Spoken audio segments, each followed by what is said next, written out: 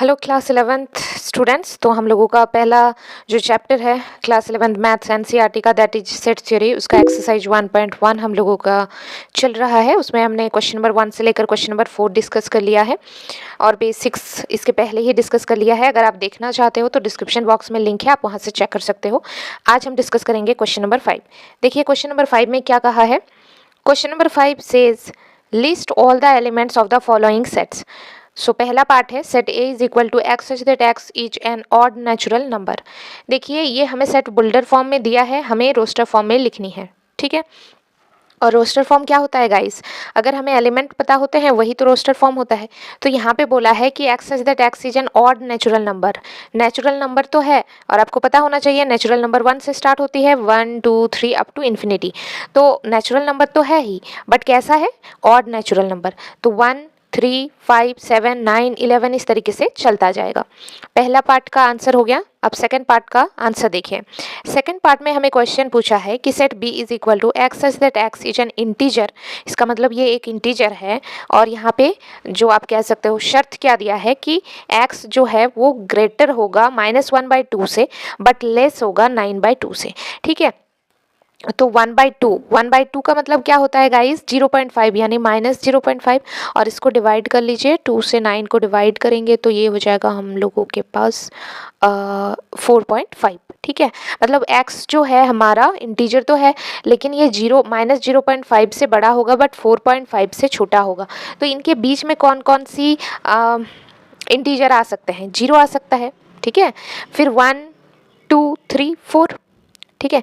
4.5 से कम होना चाहिए, तो यहाँ पर 4 तक ही आएगा, ठीक है। कोई दिक्कत होता है तो आप मुझे कमेंट सेक्शन में बता सकते हो।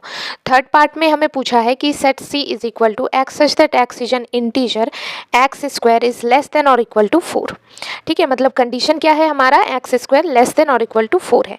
अब सबसे पहले हम इसमें 0 पुट करके देखते हैं, बिकॉज इंटीजर है तो हम सबसे पहले 0 को पुट करते हैं। तो 0 देखते हैं कि 0 को पुट करने के बाद ये सेटिस्फाई हो रहा है कि नहीं।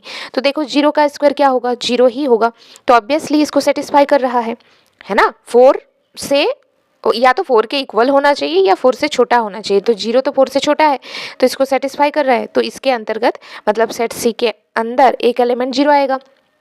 उसके बाद हम 1 पुट करते हैं तो 1 का स्क्वायर तो 1 होता है, तो अगेन ये इसको सेटिस्फाई कर रहा है। साथ ही साथ -1 का स्क्वायर करेंगे तो -1 का स्क्वायर भी +1 ही होगा, तो ये भी इसको सेटिस्फाई कर रहा है। उसी प्रकार से अगर हम 2 का स्क्वायर करें तो ये 4 भी होगा। क्यों, क्योंकि देखो x बोला है या तो 4 से छोटा होगा, मतलब 1 2 3, और इक्वल टू का मतलब 4 भी इंक्लूड होगा, ठीक है। तो 2 का स्क्वायर 4 है तो ऑफ कोर्स इसको सेटिस्फाई कर रहा है। इसी तरीके से अगर आप -2 पुट करें, -2 का स्क्वायर, ये भी तो 4 ही होगा, है ना। अब अगर आप 3 पुट करना चाहोगे यहाँ पर, अगर हम 3 पुट करें तो 3 का स्क्वायर क्या होगा बताओ, 9 इसको थोड़ी ना सेटिस्फाई कर रहा है, ठीक है। तो कहाँ तक हमें मिला, एलिमेंट कौन कौन से हमें मिला, दैट इज 0 1 -1 2 -2, ठीक है।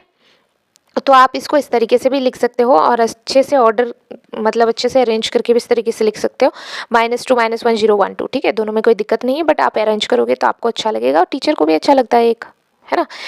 ओके चलिए देखिए फोर्थ पार्ट में set D is equal to X such that X is a letter in the word loyal, LOYAL।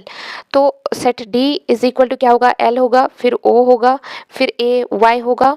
L है तो L लिखेंगे, O है तो O लिखेंगे, Y है तो Y लिखेंगे, A है तो A लिखेंगे, L है तो L लिखेंगे। नहीं, क्योंकि मैंने आपसे कहा था ना, इसके पहले वाले क्वेश्चन में भी बेटर आया था, है ना। उसमें कहा था कि सेट में अगर लेटर रिपीट होते हैं ना, मतलब सेट में रिपीटेशन अलाउड नहीं है। ये चीज़ आप दिमाग में बैठा लो।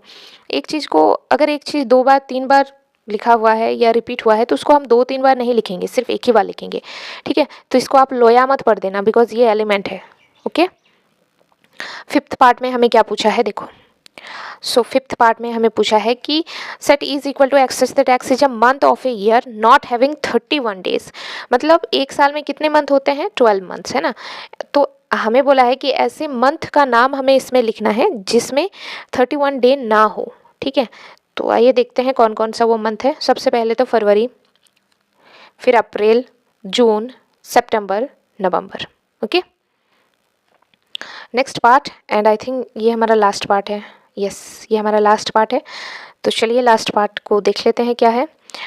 फोर्थ पार्ट में set F is equal to X such that X is a constant consonant in the English alphabet which precede K, ये समझना जरूरी है। मतलब ऐसे कॉन्सोनेंट हमें लिखना है जो के से पहले आते हैं। तो बी आते हैं, ए तो नहीं होगा, भावल है। सी आता है, डी आता है, ई तो नहीं होगा, भावल है। एफ आता है, जी है, एच है, आई तो नहीं होगा, भावल है। फिर जे, उसके बाद के। तो के से पहले तो यही सारे जो है लेटर आते हैं, अल्फ़ाबेट आते हैं। ठीक है, इसी के साथ हमारा क्वेश्चन नंबर 5 कंप्लीट हो जाता है और सिर्फ हमारा एक्सरसाइज 1.1 का क्वेश्चन नंबर 6 बचा हुआ है। इसको हम कल या परसों डिस्कस कर लेंगे। एक्सरसाइज 1.1 हमारा फिनिश हो जाएगा।